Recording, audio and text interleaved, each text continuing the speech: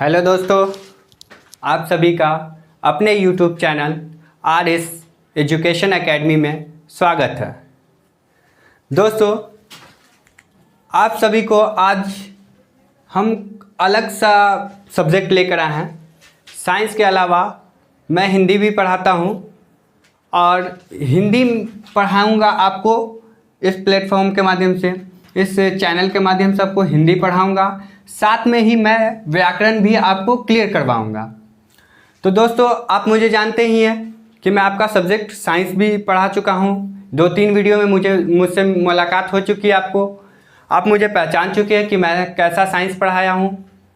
उसी के अनुसार मैं हिंदी भी पढ़ाता हूं और हिंदी पढ़ाऊंगा आपको। आज मैं हिंदी पढ़ाऊंगा और हिंदी में सबसे पहले मैं व्याकरण लेकर आया हूं।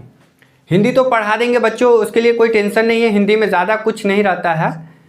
हिंदी में आपको बुक पढ़ना रहता है, बुक से क्वेश्चन आंसर रहते हैं, बुक से ऑब्जेक्टिव रहते हैं। तो उससे ज़्यादा इम्पोर्टेंट हम लोग का होता है, सबसे ज़्यादा मायने रखता है, वो है व्याकरण, हिंदी व्याकरण। अगर आपका हिंदी व्याकरण पर पकड़ रहेगा, बोर्ड एग्जाम में आपको यदि हिंदी व्याकरण पर पकड़ रहेगा तो आपको कहीं भी हिंदी का क्वेश्चन छूटने का सवाल ही नहीं पैदा होता। तो सबसे पहले दोस्तों, आपको व्याकरण को कंठस्थ करना है, मजबूत करना है, एकदम बेसिक से लेकर एकदम अच्छे से जानना है। और व्याकरण अभी ऐसा पढ़ाएंगे हम आपको कि हमेशा आपको याद रहेगा। आज से पढ़िएगा हमसे व्याकरण तो हमेशा आप कोई भी एग्ज़ाम में बैठे हैं, 10th के एग्ज़ाम में हो, 12th के एग्ज़ाम में हो, ग्रेजुएशन के एग्ज़ाम में हो, यदि आप हिंदी लेते हैं तो उसमें आप व्याकरण आराम से क्लियर कर सकते हैं मेरा पढ़ाया हुआ को। तो बच्चों, आप पहला चैप्टर मैं इसमें लेकर आया हूँ व्याकरण में। यूँ तो बहुत सारे क्वेश्चन चैप्टर आते हैं, बहुत सारे चैप्टर होते हैं जैसे, तो उसमें से हम आपको सबसे ज़्यादा अच्छा चैप्टर है जो है, और जो सबसे अच्छा क्वेश्चन आता है, जिससे ज़्यादा नॉलेज होता है लोगों को, सबसे ज़्यादा बच्चे को पकड़ होता है और सबसे अच्छा लगता है चैप्टर, उस चैप्टर को मैं आपके व्याकरण में लेकर आया हूँ। ठीक है बच्चों, तो आज हम पढ़ाएंगे आपको व्याकरण। व्याकरण में देखते हैं, आज हम आपको सिखाने वाले हैं संज्ञा। संज्ञा से तो सब कोई रूबरू हो चुके होंगे या संज्ञा नाम तो सुने होंगे। बचपन से ही हम लोग को पढ़ाया जाता है संज्ञा। संज्ञा के बारे में अगर नहीं पढ़े हो तो कोई बात नहीं बच्चों, संज्ञा पढ़ना ज़रूरी रहता है, क्योंकि हमें संज्ञा का नॉलेज होना चाहिए। क्योंकि होने से क्या होता ही, तभी तो हम लोग हिंदी का क्लियर कर पाएंगे ग्रामर को। तो हिंदी हम लोग का 100 मार्क्स का होता है बच्चों। हिंदी 100 मार्क्स का होता है। उसमें से हमको व्याकरण भी रहता है, व्याकरण क्वेश्चंस रहते हैं और बुक से क्वेश्चंस रहते हैं। तो पहले हम लोग आज व्याकरण पे बात करते हैं दोस्तों। चैप्टर का नाम है संज्ञा। चैप्टर का नाम है संज्ञा। इसको इंग्लिश में हम लोग क्या बोलते हैं? नाउन बोलते हैं। क्या बोलते हैं? नाउन बोलते हैं। उर्दू में इसको हम लोग बोलते हैं इस्म। तो बच्चों, इसी के साथ हम शुरुआत करते हैं संज्ञा चैप्टर का। संज्ञा किसको कहते हैं पहले वो जानेंगे और बहुत ही एकदम ट्रिक से आपको सिखाएंगे, ताकि आपको एकदम आसानी से याद हो जाए, समझ में आ जाए और आपका क्वेश्चन कहीं ना छूटेगा। तो संज्ञा का परिभाषा सबसे पहले बच्चों हम आपको समझाते हैं। देखो बच्चों, पहले हम लिख कर बता देते हैं। वस्तु, स्थान, नाम, जानवर,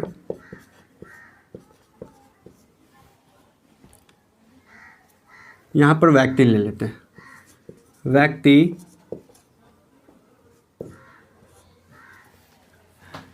तो यहाँ पर इसका परिभाषा ऐसे हो जाता है बच्चों कि किसी वस्तु, स्थान, व्यक्ति या जानवर या भाव के नाम को हम क्या कहते हैं? संज्ञा कहते हैं। संज्ञा का परिभाषा आपको एग्जाम में दे दिया रहेगा कि किसी वस्तु, स्थान, व्यक्ति, भाव के नाम को क्या कहा जाता है। तो आप क्या बोलेंगे? उसे हम संज्ञा कहते हैं। उसे हम क्या कहते हैं? संज्ञा कहते हैं। किसी वस्तु, स्थान, व्यक्ति, जानवर, भाव के नाम को क्या कहा जाता है, तो उसे हम क्या कहते हैं? संज्ञा कहते हैं। यह आपका परिभाषा रहेगा संज्ञा का। अब संज्ञा में जैसे देखिए, आप यहाँ पर देखेंगे, हम लोग एकदम ट्रिक से देखेंगे, आसान तरीका से पढ़ाएंगे, आपको बताते हैं। देखो, वस्तु का मतलब क्या होता है बच्चों? कोई सामान। क्या होगा? कोई सामान। स्थान का मतलब ले लेते इसमें से हम कोई भी जगह, कोई भी स्थान हो जाएगा। जैसे हमारा पटना स्थान है, दिल्ली। उसी तरह व्यक्ति में कोई भी आदमी का नाम आ सकता है। तो जैसे यहाँ पर राम, मोहन, दो एग्जाम्पल ले लेते हैं हम लोग। जानवर का नाम जैसे ले लेते हैं शेर, कुत्ता। बच्चों इसको देखो, सबसे पहले ये देखना है कि संज्ञा हमें क्या चीज़ का इंट्रोडक्शन करवाती है, क्या चीज़ से पहचान करवाती है। तो किसी भी वस्तु का पहचान कराती हो उसको हम क्या कहते हैं? संज्ञा कहते हैं। किसी भी स्थान का पहचान कराती हो उसे हम क्या कहते हैं? तो संज्ञा कहते हैं। किसी व्यक्ति का नाम होगा, किसी व्यक्ति के भाव का पता चलेगा, उसको हम क्या कहेंगे? संज्ञा कहेंगे। किसी जानवर का नाम का शो करवाएगा, किसी जानवर को बताता हो, उसको हम क्या कहेंगे? संज्ञा कहते हैं। तो जैसे देखिए, वस्तु कोई भी हो सकता है, हमारे इस संसार में कोई भी वस्तु होंगे, जैसे कलम, कुर्सी, किताब, पुस्तक, पोथी, ये सब एक पर्यायवाची में गया। तो जैसे देखेंगे, जैसे टेबल, कुर्सी, पत्थर, ये सारी चीज़ क्या है बच्चों? तो ये सारी चीज़ क्या है? आपके वस्तु हैं। और वस्तु का बोध कराता हो उसे तो ही हम क्या कहते हैं? संज्ञा कहते हैं। स्थान में जैसे कोई भी जगह का नाम आ सकता है, विश्व का कोई भी जगह का नाम आएगा, वो क्या कहलाएगा? स्थान कहलाएगा। वो क्या कहलाएगा? स्थान कहलाएगा। तो स्थान में यहाँ पर हम दो जगह का नाम ले लिए हैं जिसको सब कोई जानते होंगे। पहला है पटना, दूसरा है दिल्ली। अब चलते हैं व्यक्ति का मतलब हो सकता है, यहाँ पर आप भी हो सकते हैं, यहाँ पर हम भी हो सकते हैं, और कोई व्यक्ति हो सकता है। किसी का भी नाम आ सकता है, उसका ही बोध कराती हो उसे हम क्या कहते हैं? संज्ञा कहते हैं। जैसे यहाँ पर हम लोग क्या एग्जाम्पल में ले लिए हैं? तो राम। दूसरा क्या लिए हैं? मोहन। जैसे अब्दुल, जैसे रहीम, कुछ भी ले सकते हैं। आगे चलते हैं प्यारे दोस्तों। जानवर का भी बोध कौन कराती है? तो संज्ञा ही तो बोध कराती है। इसको ही हम क्या कहते हैं? संज्ञा कहते हैं। जैसे देख लीजिए, अब जानवर में कौन आ जाएंगे? सर जी कौन से जानवर? तो कोई भी जानवर ले सकते हैं आप, दुनिया का कोई भी जानवर होगा उसको ही हम क्या कहेंगे? संज्ञा कहेंगे। फॉर एग्जाम्पल में देख लीजिए, जैसे में शेर, कुत्ता, भालू, हिरन, बकरी, कुछ भी ले सकते हैं। ये सारे क्या कहलाएंगे? संज्ञा कहलाएंगे। अब आपको समझ में आया होगा बच्चों कि संज्ञा किसे कहते हैं। एक बार अगर परिभाषा आपको बोलना होगा तो क्या बोलेंगे? किसी वस्तु, स्थान, जानवर, व्यक्ति के भाव के नाम को हम क्या कहते हैं? संज्ञा कहते हैं। जैसे में आपको बताना होगा तो जैसे में क्या बोलेंगे? टेबल, कुर्सी, पत्थर, पटना, दिल्ली, राम, मोहन, शेर, कुत्ता इत्यादि। ये सारे में से आप कुछ भी एग्जाम्पल में बोल सकते हैं कि ये सब क्या है? संज्ञा के परिभाषा के एग्जाम्पल हैं। ये सब संज्ञा के एग्जाम्पल है, संज्ञा के उदाहरण हैं। तो प्यारे दोस्तों, अब इसी के साथ क्वेश्चन पूछा जाएगा आपको एग्जाम में कि संज्ञा के कितने भेद होते हैं? संज्ञा के कितने भेद होते हैं? तो संज्ञा के हम लोग क्या जानते हैं कि संज्ञा के 5 भेद होते हैं। कितने भेद होते हैं? 5 भेद होते हैं। बता रहे थे हम भी, संज्ञा के कितने भेद होते हैं? तो संज्ञा के 5 भेद होते हैं। चलो अब इसी के साथ 5 भेद को हम लोग जानेंगे।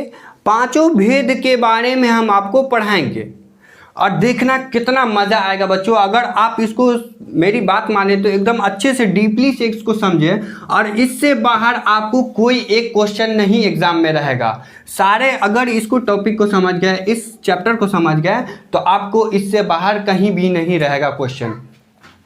आपको यूं ही सॉल्व कर सकते हैं आप एग्जाम में। तो चलते ही इसी के साथ पहला क्वेश्चन, पहला पार्ट आ जाता है, संज्ञा कितने भेद होते हैं संज्ञा के? तो 5 भेद होते हैं। एग्जाम में पूछेगा कि हिंदी में बोलते हैं संज्ञा के कितने भेद होते हैं? तो संज्ञा के 5 भेद होते हैं। पहला ले लेते हैं हम यहाँ पर व्यक्तिवाचक संज्ञा। क्या हो जाएगा? व्यक्तिवाचक संज्ञा। ये हो गया व्यक्तिवाचक संज्ञा। नंबर 2 जातिवाचक संज्ञा। नंबर 3 समूहवाचक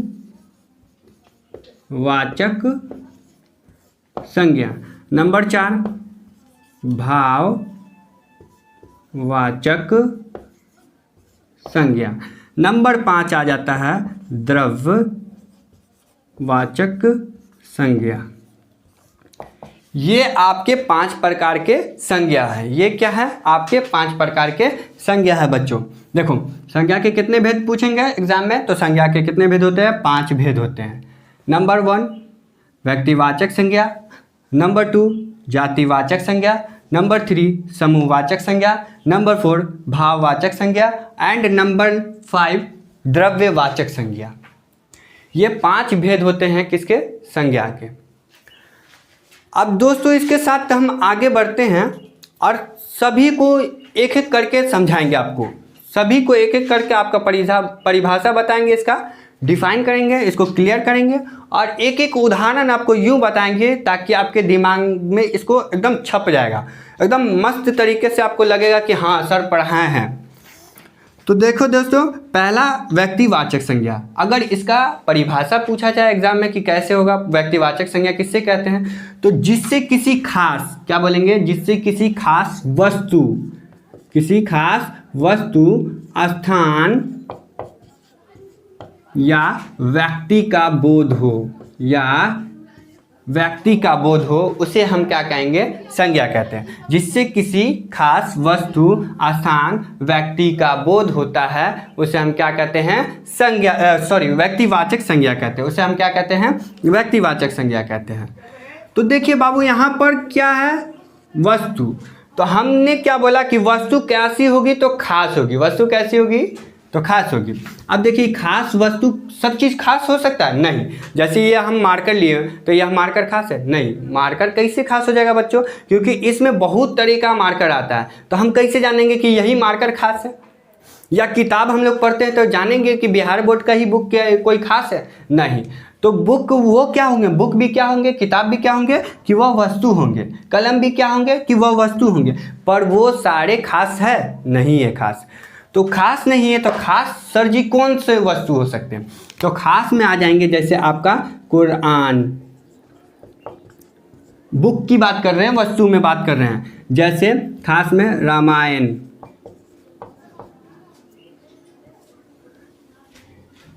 तो ये दोनों बुक आप जानते होंगे, इनसे परिचय होंगे। जैसे कुरान देख लीजिए, कुरान मजहबी किताब है और ये क्या है? वस्तु है। और वस्तु के अंदर क्या है? तो खास है। खास इस प्रकार है क्योंकि कुरान को सभी जगह पर पढ़ा जाता है, सभी देश में पढ़ा जाता है और सब कोई इसको जानते हैं। उसी तरह रामायण यह धर्म की बुक है और इसको सभी क्या करते हैं? पढ़ते हैं। सभी जगह पर इसका अध्ययन किया जाता है और सब कोई इससे परिचित है। तो यह क्या हुआ? क्या हुआ? फेमस बुक हुआ, मतलब खास वस्तु हुआ। इसलिए हम इसको क्या बोलेंगे? कुरान जैसे हो गया खास वस्तु, रामायण क्या हो गया? खास वस्तु हो गया। इसी प्रकार स्थान में बोला जाएगा कि खास स्थान कौन हो गया। तो हम लोग जैसे लोकल एरिया में रहते हैं, लोकल जगह पर रहते हैं, तो वो खास होता नहीं, उसको बहुत सारे कम बच्चे जानते हैं, बहुत लोग कम जानते हैं। तो हम लोग ऐसे जगह का नाम लेंगे जो खास हो, जिसको विश्व में जाना जाए, सब जगह पर जाना जाए, उसको ही हम क्या कहेंगे? खास स्थान कहेंगे। जैसे फॉर एग्जांपल में देख लीजिए आप, दिल्ली, जैसे पटना, जैसे इंग्लैंड। एक दो लेकर चलते हैं बच्चों आपको। तो ये सारे क्या है? खास है। दिल्ली को हर कोई जानता है कि ये क्या है? भारत की राजधानी है। न्यू दिल्ली भारत की राजधानी है। तो दिल्ली को सब कोई जानता है, पटना को सब कोई जानता है, इंग्लैंड देश को सब कोई जानता है। तो यह क्या हुआ? स्थान है। और स्थान में क्या है? तो यह खास है। समझ रहे प्यारो? तो इसको क्या है? वस्तु में क्या रहेंगे? जो किसी खास वस्तु का बोध कराती हो, किसी खास स्थान का बोध कराती हो। एंड लास्ट क्या है? किसी खास व्यक्ति का बोध कराता हो, उसको ही हम क्या कहेंगे? उसे ही हम क्या कहेंगे? व्यक्तिवाचक संज्ञा कहेंगे। अब देख लीजिए सर जी, खास व्यक्ति कौन होगा? तो जिस पर किसी एक व्यक्ति का अधिकार हो, जिस सामान पर या जिस चीज़ पर भी, किसी वस्तु पर किसी खास व्यक्ति का क्या हो? अधिकार हो, निजी व्यक्ति का अधिकार हो, उसको ही हम क्या कहेंगे? व्यक्तिवाचक संज्ञा कहते हैं। तो जैसे किसी भी एक नाम का शो करेगा, किसी भी एक नाम को बताता हो, उसको ही हम क्या कहेंगे? व्यक्तिवाचक संज्ञा कहेंगे। और वह क्या कहलाएगा? खास व्यक्ति में गिनती आएगा। जैसे मान लीजिए कि अभी हम पढ़ा रहे हैं, तो यहाँ पर ये बोर्ड पे पढ़ा रहे हैं, तो इस पर बोर्ड पे किसका अधिकार है? मेरा अधिकार है। तो मैं एक क्या हुआ, एक नाम के साथ प्रयोग किया जाऊंगा कि नहीं किया जाऊंगा। जैसे बोलेगा हाँ यह बोर्ड किसका है, तो यह बोर्ड सनाउल्लाह सर का है। फॉर एग्जाम्पल जैसे यह मार्कर मेरा है, तो यह मार्कर किसका होगा, तो सभी बोलेंगे कि हम यह मार्कर सर का है। तो इस पर किसका अधिकार हुआ, एक व्यक्ति का अधिकार हुआ कि नहीं हुआ। तो उसी तरह जिसमें भी किसी एक व्यक्ति का नाम आएगा उसको हम क्या बोलेंगे, खास व्यक्ति बोलेंगे। और खास व्यक्ति होगा तो कौन सी संज्ञा हो जाएगा, तो वह क्या हो जाएगा, व्यक्तिवाचक संज्ञा हो जाएगा। तो यहाँ पर जैसे सोहन,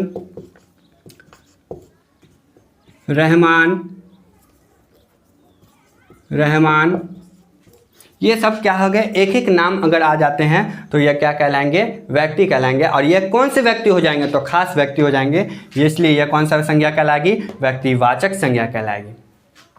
तो प्यारे दोस्तों आपको आई होप कि समझ में आया होगा व्यक्तिवाचक संज्ञा। इसी को आप अगर अच्छे से अध्ययन कर लेते, अच्छे से समझ जाते हैं तो आपको इससे बाहर कहीं नहीं रहेगा एग्जाम में, तो आप इससे क्लियर हो सकते हैं। आगे चलते हैं दोस्तों, व्यक्तिवाचक को समझ चुके हम लोग। अब आगे चलते हैं हम लोग, दूसरा है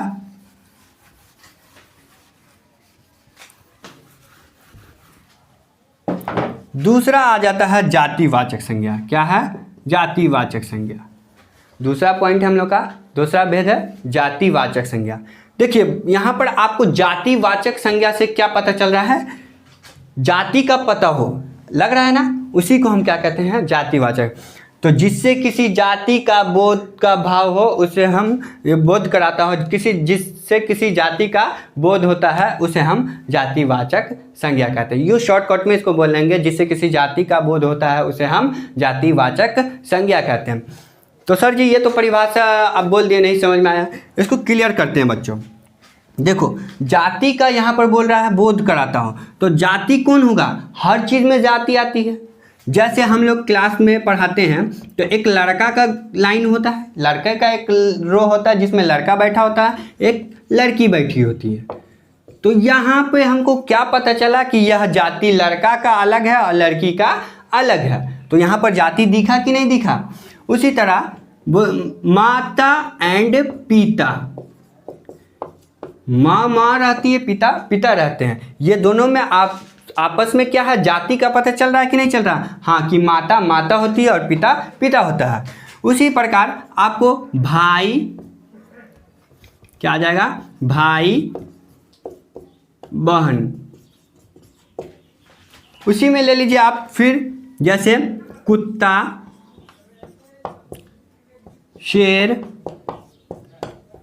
फल में ले लेते हैं आम, जानवर में ले लिए। देखो बच्चों यहाँ पर आपको समझाते हैं, लड़का अगर रहेगा तो कहीं पर भी खड़ा होगा तो लड़का का लाइन अलग रहेगा, तो वहाँ पर हमको क्या साबित हो रहा है कि यह लड़का का जाति है। लड़की का लाइन अलग रहता है, उसमें कहीं पर भी हम लोग लगने जाते हैं तो उसको पता क्या चलता है कि हाँ वो लड़की की जाति है। जैसे माता, माता अगर रहेगी कहीं पर तो सबकी माँ एक साथ रहेगी, पिता रहेंगे तो सबके पिता एक साथ रहेंगे, तो हमको वहाँ पर क्या दिखा, जाति का पता चल रहा है। कहीं पर भाई खड़े रहेंगे तो उसको हम क्या बोलते हैं, भाई है। बहन रहेगी तो उसको हम क्या बोलते हैं, बहन बोलते हैं। तो वहाँ पर जाति का दिख रहा है कि नहीं दिख रहा है कि हाँ यह भाई है, यह बहन है। उसी प्रकार जानवर में बोला जाएगा तो जानवर में भी क्या है, सब अलग अलग जाति के होते हैं कि नहीं। जैसे कुत्ता देख लीजिए, कुत्ता की अलग जाति, कुत्ता का बच्चा कुत्ता ही होता है। शेर का बच्चा क्या होता है, शेर ही पैदा लेते हैं। उसी तरह फल में देख लीजिए कि आम के पेड़ से हम आम ही निकालेंगे या लीची निकाल सकते हैं, नहीं निकाल सकते हैं लीची। तो यहाँ आम क्या है, एक जाति है। एक दो और देख लेते हैं बच्चों, जैसे कौआ, कौआ क्या है, एक जाति है। अगर पक्षी में बात करेंगे तो पक्षी में क्या है, कौआ भी एक क्या है, जाति है। जैसे मान लीजिए पहाड़, जैसे पहाड़, बहुत वीवीआई होता है, पहाड़ कौन सी संज्ञा है, आपसे यूं पूछेगा कि पहाड़ कौन सी संज्ञा है, तो आप क्या बोलेंगे, बिना देखते देरी पहाड़ को डायरेक्ट बता देंगे जातिवाचक संज्ञा। क्योंकि पहाड़ पहाड़ ही रहेगा, वह नदी नहीं बन सकता, वह पानी नहीं बन सकता, वह जल नहीं बन सकता, कुछ भी नहीं बन सकता। जो चीज़ रहेगा वो वही रहेगा, इसलिए वो क्या कहलाएगा, वह जातिवाचक संज्ञा कहलाएगा। ठीक है, पहाड़ हो गया। तो यहाँ पर दोस्तों आपको समझ में आ गया होगा कि जातिवाचक संज्ञा किसको कहते हैं। इसमें बहुत सारा हम आपको एग्जाम्पल डाल दिए हैं जिससे आपको कहीं भी परेशानी ना हो। अगर आपको राज्य में पहचानना हो, जैसे राज्य बोलेगा, राज्य और देश, राज्य और देश, तो राज्य राज्य ही रहेगा और देश देश ही रहेगा। तो ये भी एक जाति का बोध कराएगा ना। जितने भी राज्य आते हैं तो उसका नाम राज्य में लिखा था, जितने भी देश आते हैं उसका नाम किस में लिखते हैं, देश में लिखते हैं। तो ये दोनों क्या है, एक अलग जाति है। तो यहाँ पर हम लोग का कितना पॉइंट क्लियर हुआ बच्चों, 1 और 2। तीसरा पर चलते हैं, हम लोग तीसरा को समझ लेते हैं।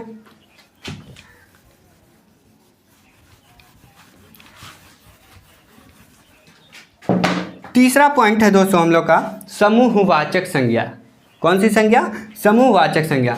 समूहवाचक संज्ञा किसको कहेंगे, पहले इसका परिभाषा हम आपको बोल देते हैं कि जिससे समूह अथवा समुदायक का बोध होता है उसे हम क्या कहते हैं, समूहवाचक संज्ञा कहते हैं। एक बार और रिपीट कर दें, जिससे समूह अथवा समुदायक का बोध होता है उसे हम क्या कहते हैं, समूहवाचक संज्ञा कहते हैं। चलो दोस्तों आगे इसको अब देखते हैं कैसे समझाते हैं आपको कि कैसे समूहवाचक संज्ञा होता है। और समूह और समुदायक, यहाँ पर हम 2 बातें बोले हैं, समूह और समुदायक का बोध होता है, समुदायक का बोध कराता हो उसी को हम क्या कहते हैं, समूहवाचक संज्ञा कहते हैं। तो सर समूह क्या आ जाता, जैसे अब अभी हम लोग क्लास की बात कर रहे थे, लड़का लड़की बैठता है क्लास में, तो क्लास में क्या बैठते हैं, कोई एक बच्चा बैठते हैं क्लास के अंदर, नहीं ना बैठते हैं। इसके अंदर एक से अधिक बच्चा बैठते हैं। कितने बच्चे बैठते हैं, एक से अधिक बच्चे बैठते हैं। तो एक से अधिक बैठते हैं तो वो क्या आ जाएंगे, समूह में गिनती आएंगे। किस में आएंगे गिनती, एक से अधिक रहेंगे तो वो क्या कहलाएंगे, समूह के अंदर गिनती आएंगे। जैसे वर्ग, तो हम जैसे क्या बोल सकते हैं, कक्षा बोल सकते हैं, इसको क्या बोल सकते हैं, कक्षा। क्लास के अंदर बहुत सारे बच्चे हैं इसलिए वो क्या है, समूह है। और क्लास को क्या बोला जाता है, तो कक्षा बोला जाता है, और ये समूह में चलेगा। चलो इसके साथ एक और देख लेते हैं, जैसे मेला, क्या हो जाएगा, मेला। अब मेला घूमने जाते हैं कभी भी हम लोग, तो मेला में देखते होंगे दोस्तों कि एक व्यक्ति वहाँ पर कभी भी पहुँचेगा, नहीं ना पहुँचेगा। तो मेला में अगर एक व्यक्ति पहुँचेगा तो वहाँ पर मज़ा क्या आएगा, लगेगा वो मेला ही नहीं होगा। तो वहाँ पर क्या आते हैं, तो बहुत सारे लोग आ जाते हैं, बहुत सारे बच्चे आते हैं, बूढ़े आते हैं, माता पिता आते हैं, भाई बहन आते हैं, सारे लोग आते हैं, हर कोई आते हैं। तो वहाँ पर क्या होते हैं, बहुत सारे भीड़ जमा हो जाते हैं। और जहाँ पर भीड़ हो उसी को तो हम क्या कहते हैं, समूहवाचक संज्ञा कहते हैं। तो कक्षा में भीड़ होता है ना दोस्तों, कक्षा में भीड़ है इसलिए वह क्या है, समूह है और समूहवाचक संज्ञा कहलाती है। मेला में क्या है, भीड़ है, तो भीड़ में क्या आ गया, वो कौन सी संज्ञा कहलाएगा, तो समूहवाचक संज्ञा कहेगा। उसके बाद सेना, सेना कौन सी संज्ञा, पूछ देता है बहुत दफ़ा कि सेना कौन सी संज्ञा है। तो आपको क्या बोलना है कि जब सेना जो रहती कहीं पर उतारी जाती है सेनाओं को, तो वो क्या रहता है, एक सेना अकेला ही उसमें जाते हैं, नहीं बहुत सारे सेना जाते हैं, पूरा फोर्स उसको एकदम तैनात रहता है, कभी भी बॉर्डर पर लगाया जाता है। तो वहाँ पर सेना कौन सी संज्ञा यहाँ पर आ जाएगा, समूहवाचक आ जाएगा, क्योंकि उसमें भीड़ आ रहा है। भीड़ जहाँ भी आए वो क्या हो जाएगा, समूहवाचक संज्ञा। आगे चलते हैं, जैसे गुच्छा, क्या आ जाएगा, गुच्छा।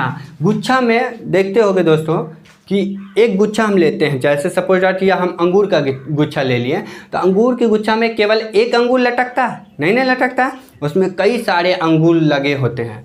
तो वो सारे अंगूर लगे होते हैं, मतलब यहाँ पर क्या हुआ, फिर अंगूर में भीड़ पैदा हुआ, भीड़ लग रहा है ना, तो उसमें भी भीड़ लगा, तो उसको ही हम क्या कह लेंगे, समूहवाचक संज्ञा कह लेंगे। क्योंकि गुच्छा में एक अंगूर नहीं होते हैं, कई सारे अंगूर होते हैं, तो उसे हम क्या कहेंगे, गुच्छा को समूहवाचक संज्ञा।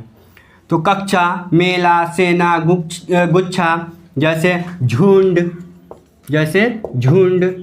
जैसे सभा, ये सारे जगह पर क्या होते हैं, भीड़ होते हैं, एक से अधिक लोग पहुंचते हैं। जहाँ पर भीड़ होता है वहाँ पर हम क्या कहते हैं कि वह क्या कहलाएगा, समूहवाचक संज्ञा कहलाएगा। अब सर जी इसमें समुदायक भी है, क्या है, समुदायक भी है। तो समुदायक का मतलब यहाँ पर ये समझ लेते हैं, जिस पर एक व्यक्ति से ज़्यादा व्यक्ति का अधिकार हो। हम व्यक्तिवाचक संज्ञा में समझाए थे आपको कि जिस पर किसी खास व्यक्ति का अधिकार हो, मतलब एक नाम का अधिकार होगा, तो वो कौन सी संज्ञा कहलाएगा, व्यक्तिवाचक संज्ञा कहलाएगा।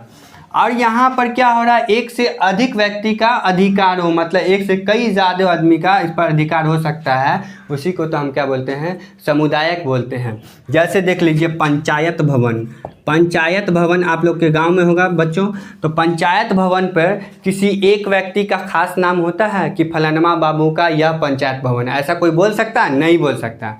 वह क्या होते हैं, वो पूरे गांव समाज का क्या होता है, पंचायत भवन होता है, जिस पर क्या होता है, लोग उसमें पंचायत में फैसला सुनाते हैं। तो उस पर सभी का अधिकार होता है, सभी का पंचायत हो सकता है, उसमें सभी जाके रह सकते हैं, सभी का इंसाफ हो सकता है। इसीलिए यह क्या हो गया, पंचायत को किस में जोड़ेंगे हम लोग, समूहवाचक संज्ञा में। आपको यदि क्वेश्चन में पूछ दिया कि पंचायत भवन कौन सी संज्ञा, तो आप क्या बोलेंगे, समूहवाचक संज्ञा, क्योंकि इसमें समुदायक का बोध हो रहा है। जैसे अस्पताल बोल लेते हैं, तो अस्पताल सरकारी अस्पताल बोल लेते हैं, तो उसमें क्या है बच्चों कि सरकारी अस्पताल में सबका अधिकार होता है, कोई एक व्यक्ति नहीं है जाके इलाज करा सकता है, ठीक ना। जैसे सरकारी स्कूल, तो उसमें किसी खास एक के व्यक्ति का अधिकार रहता है, नहीं रहता, उस पर सारे व्यक्ति का अधिकार होता है कि सारे अपने अपने बच्चे को क्या कर सकते हैं, पढ़ा सकते हैं। तो ये सारे क्या कहलाएंगे, समुदायक कहलाएंगे। और समुदायक जिसमें भी पहचान होगा वो किसके अंदर होगा, तो समूहवाचक संज्ञा के अंदर होगा। तो आपको एग्जाम में पूछ दिया जाए अगर कि कक्षा कौन सी संज्ञा, तो आप बेझिझक क्या बोलेंगे कि कक्षा समूहवाचक संज्ञा होता है। मेला कौन सी संज्ञा, तो समूहवाचक संज्ञा। सेना कौन सी संज्ञा, तो समूहवाचक संज्ञा। गुच्छा कौन सी संज्ञा, तो समूहवाचक संज्ञा। झुंड कौन सी संज्ञा, समूहवाचक संज्ञा। पंचायत भवन कौन सी संज्ञा, तो समूहवाचक संज्ञा। ये था आपका समूहवाचक संज्ञा, ये था आपका समूहवाचक संज्ञा का एग्जाम्पल, उदाहरण। इन्हीं में से प्यारे दोस्तों, इन्हीं में से कुछ ना कुछ एग्जाम्पल डाल देगा आपको और पूछ देगा कि यह कौन सी संज्ञा है। तो अब आपको समझ में आया होगा, आप क्लियर हो चुके होंगे। इसमें से कोई भी क्वेश्चन आएगा तो आपको छूट नहीं सकता है, अगर आप अच्छे से समझे होंगे तो। चलें इसके आगे कौन सी संज्ञा उसको समझा देते हैं आपको। आगे है भाववाचक संज्ञा। कौन सी संज्ञा, भाववाचक संज्ञा। इसका परिभाषा हम आपको बोल देते हैं। भाववाचक संज्ञा किसको बोलेंगे, जिससे किसी व्यक्ति के गुण धर्म स्वभाव का बोध होता है, उसे हम क्या कहते हैं, भाववाचक संज्ञा कहते हैं। फिर से एक बार रिपीट कर लेते हैं। जिससे किसी व्यक्ति के गुण धर्म स्वभाव का बोध होता है, उसे हम क्या कहते हैं, भाववाचक संज्ञा कहते हैं। अब इसको समझाते हैं कि भाववाचक संज्ञा समझेंगे कैसे, ताकि हम एग्जाम में कोई भी क्वेश्चन आए तो उसको कैसे सॉल्व करेंगे। तो यहाँ लिख देते हैं दोस्तों, भाववाचक का यहीं से स्टार्ट करेंगे, यहाँ से लिख देते हैं ताकि आपको साफ साफ दिखेगा। तो भाववाचक में देखते हैं दोस्तों, जैसे हमने क्या बोला कि किसी व्यक्ति के गुण धर्म स्वभाव का बोध कराती हो, उसी को हम क्या कहेंगे, भाववाचक संज्ञा कहेंगे। जैसे सपोज डैट मैं एक व्यक्ति हूँ, खड़ा हूँ, और मेरा गुण क्या है कि मैं कैसा हूँ, अच्छा हूँ, जवान हूँ, बूढ़ा हूँ, मेरी उम्र को बताती हूँ, मेरे गुण को बताती हूँ, मेरी खासियत को बताती हूँ, उसी को तो हम क्या कहेंगे, भाववाचक संज्ञा कहेंगे। तो इसमें जितने भी गुण धर्म स्वभाव आ जाएंगे वो क्या कहलाएंगे, भाववाचक संज्ञा कहलाएंगे। जैसे देख लीजिए, अच्छा, अच्छाई मान लेते हैं, अच्छाई, किसी इंसान की अच्छाई देखी जाती है, अच्छाई, बुराई या बुढ़ापा। सबसे ज़्यादा पूछे जाने वाला क्वेश्चन बुढ़ापा। बुढ़ापा कौन सी संज्ञा पूछ देगा आपसे, तो आप क्या बोलेंगे, बुढ़ापा भाववाचक संज्ञा है। बुढ़ापा कौन सी संज्ञा है, तो बुढ़ापा भाववाचक संज्ञा है। अच्छाई, बुराई, बुढ़ापा, बचपना, लड़कपन, मित्रता, यहाँ पर हरियाली, सुंदरता इत्यादि। दोस्तों यहाँ पर अब हम आपको समझाते हैं कि अच्छाई, देखिए हम किसी व्यक्ति के बारे में बोले कि गुण धर्म स्वभाव का बोध करें, तो हम लोग किसी भी व्यक्ति को देखते हैं तो कहते हैं क्या कि हाँ जो भी व्यक्ति है वो कैसा व्यक्ति है, तो बहुत अच्छा व्यक्ति है, उसके अंदर क्या पाया गया, तो अच्छाई पाएंगे। गुण क्या है उसके अंदर, अच्छाई है, इसलिए उसको हम लोग बोलते हैं अच्छा व्यक्ति। या कोई व्यक्ति बुरा होता है तो हम उसको क्या बोलते हैं, कितना बुरा इंसान है, उसके अंदर क्या भरा हुआ, तब बुराई भरी हुई है। उसके अंदर की गुण को पकड़ रहे हैं ना हम, उसके अंदर के गुण को ना जान रहे हैं, इसी को हम क्या कहते हैं, भाववाचक संज्ञा कहते हैं। जैसे कोई आदमी का क्या बताता है, इसकी उम्र को बताता है कि हाँ वो व्यक्ति क्या है, बुढ़ापा चल रहा है, उसकी जवानी है या बचपना है, तो ये सारे क्या है, उसके गुण और उम्र को बताता है, स्वभाव को बताता है, तो उसी को हम क्या कहेंगे, भाववाचक संज्ञा कहेंगे। जैसे बचपना, कोई व्यक्ति कोई बच्चा रहता है तो हम उसके अंदर जैसे गलतियां कर देती तो हम लोग क्या बोलते हैं, छोड़ो ना, अभी बच्चा था इसलिए बचपना है उसके अंदर, तो वह गलती कर दिया है। फिर उसी के साथ लड़कपन, कोई इंसान थोड़ा सा बड़ा भी हो जाता है और लड़कपन टाइप से करता रहता है, उसके अंदर समझदारी कम होती है, तो वो उसको हम लोग क्या बोलते हैं, लड़कपना है, अभी थोड़ा सा उम्र होगा तो समझदारी आ जाएगी। तो उसके अंदर की किसी भी चीज़ की, किसी भी व्यक्ति हो, किसी भी सामान की क्या होती है, गुण को बता, स्वभाव को बता, धर्म को बता, इसको ही हम क्या कहते हैं, भाववाचक संज्ञा कहते हैं। जैसे मित्रता, कोई दो व्यक्ति रहता, वो दोनों में क्या रहती है, आपस में एकदम दोस्ती रहती है, तो दोस्ती रहती है तो हम लोग क्या बोलते हैं, मित्रता, दोनों के अंदर मित्रता है, तो दोनों में दोस्ती है, ये कौन सी संज्ञा हो जाएगा, तो ये भी क्या हो जाएगा, भाववाचक संज्ञा। हरियाली, जैसे हम लोग क्या बोलेंगे, खेत में कितनी हरियाली है, खेत में कितनी हरियाली है, तो वहाँ पर क्या बता रहा है, खेत की हरियाली बता रहा है, खेत के गुण को बता रहा है ना, कि खेत में क्या है, तो बहुत सारी हरियाली है। तो हरियाली अगर आपसे पूछा जाए कौन सी संज्ञा, तो आप क्या बोलेंगे, भाववाचक संज्ञा बोलेंगे। उसी के साथ बोलेगा कि जैसे कोई व्यक्ति सुंदर रहता तो क्या बोलते हैं, एकदम क्या कितना अच्छा लग रहा है, सुंदर सा व्यक्ति है, तो उसको क्या सुंदरता, उसकी व्यक्ति का क्या बताया, सुंदरता को बताया, तो इसलिए वह कौन सी संज्ञा हो जाएगा, भाववाचक संज्ञा हो जाएगा। तो बच्चों यहाँ पर आपका 4 भेद खत्म हो रहा है, व्यक्तिवाचक, जातिवाचक, समूहवाचक, भाववाचक। यहाँ तक आपको आई होप कि समझ में आया होगा, एकदम स्पष्ट हुए होंगे, एकदम अच्छे तरीके से आप इसको समझे होंगे। आपको बीच बीच में अगर किसी चीज़ का एग्जाम्पल का स्क्रीनशॉट लेना हो तो स्क्रीनशॉट कर सकते हैं, क्योंकि इन्हीं सब क्वेश्चन में से, इन्हीं एग्जाम्पल जैसे में से ही आपको क्वेश्चन सब में डाल दिया जाता है। और ये बहुत वीवीआई एग्जाम्पल्स हम आपको यहाँ पर रख के पढ़ा रहे हैं आपको, ताकि यही सब ज़्यादातर पूछा जाने वाला क्वेश्चन होता है। तो दोस्तों इसके साथ हम आगे बढ़ते हैं।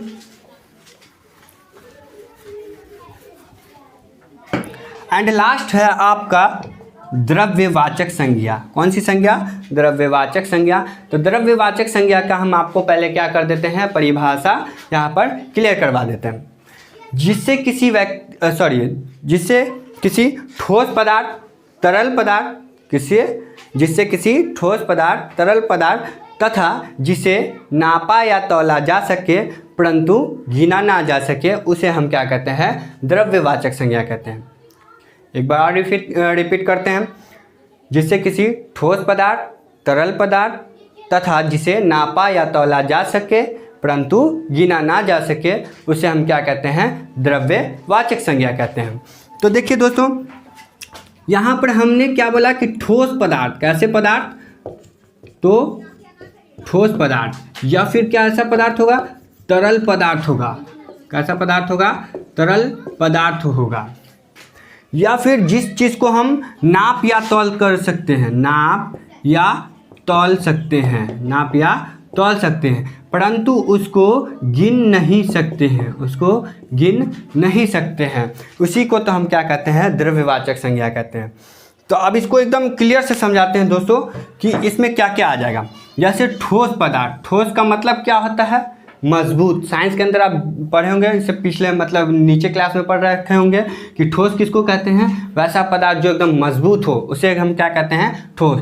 तो ठोस का मतलब यहाँ पर आ जाएगा, जैसे ठोस क्या है, तो लोहा, लकड़ी, जैसे ईंट, पत्थर, ये सब क्या है, ठोस पदार्थ है कि नहीं बच्चों।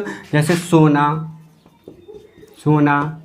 चांदी, ये सारे क्या है कि आपका ठोस पदार्थ है। और ठोस पदार्थ का जो बोध कराता हो उसी संज्ञा को तो हम क्या कहते हैं, द्रव्यवाचक संज्ञा कहते हैं।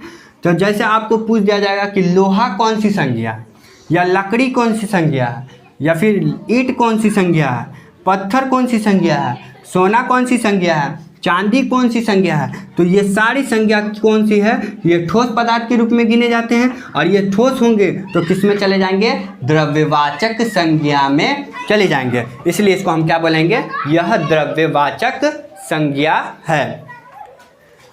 अब चलिए दोस्तों, जैसे हम ठोस समझे उसके बाद इसमें दूसरा पॉइंट क्या है कि तरल पदार्थ का बोध कराता हूँ।